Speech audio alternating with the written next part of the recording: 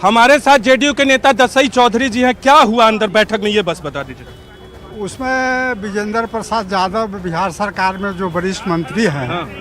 उन्होंने प्रस्ताव में रखते हुए कहा हाँ। कि अब नीतीश कुमार जी को अध्यक्ष का पद संभालना चाहिए। हाँ। और यही कार्यकर्ताओं की इच्छा है। हाँ। उसका समर्थन वहाँ बैठे हुए सारे जो कार्यकारिणी के सदस्य थे उन लोगों ने हाथ उठा कर समर्थन किया। फिर मुख्यमंत्री जब उठे तो मुख्यमंत्री जी ने कहा कि ठीक है, हम तो नहीं चाहते थे लेकिन सब लोगों का आग्रह है तो हम इसको स्वीकार करते हैं अध्यक्ष के। ललन सिंह ने क्या कहा?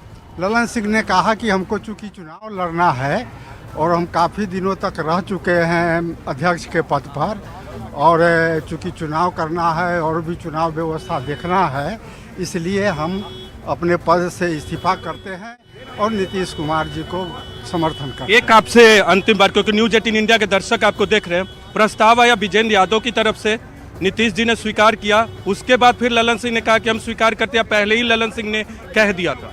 हाँ, पहले क्या हुआ? ललन सिंह ने पहले ही कह दिया था कि हम काफ़ी दिनों तक अध्यक्ष के पद पर रहे हैं। हाँ। और हमने संगठन को ठीक ठाक चलाया है। हाँ। अब प्रस्ताव आया है मुख्यमंत्री जी को अध्यक्ष बनने का, हम उसके समर्थन में हैं। समर्थन तो विजेंद्र यादव ने पहले प्रस्ताव दिया। हाँ, विजेंद्र और फिर ललन सिंह ने उसका समर्थन किया। ठीक है। तो देख सकते हैं कितना महत्वपूर्ण बयान दसई चौधरी जेडीयू के नेता, जिन्होंने न्यूज 18 इंडिया पे कंफर्म किया क्या कुछ हुआ। विजेंद्र यादव तो नीतीश कुमार जी कभी आरसीपी जी को अध्यक्ष बनाए, कभी ललन जी को अध्यक्ष बनाए, कभी और किसी को अध्यक्ष बनाए, ये उनका दायित्व है। लेकिन भारतीय जनता पार्टी का स्पष्ट मानना है कि हम पूरे महागठबंधन और इंडी गठबंधन के लोगों को हराने के लिए तैयार हैं। चंद्रमोहन हमारे सहयोगी पटना में मौजूद हैं। चंद्रमोहन, अब ये दरअसल क्या सिर्फ सियासत इतनी ही थी या इसके आगे भी बहुत कुछ दिखाई दे सकता है, खासतौर पर पटना में?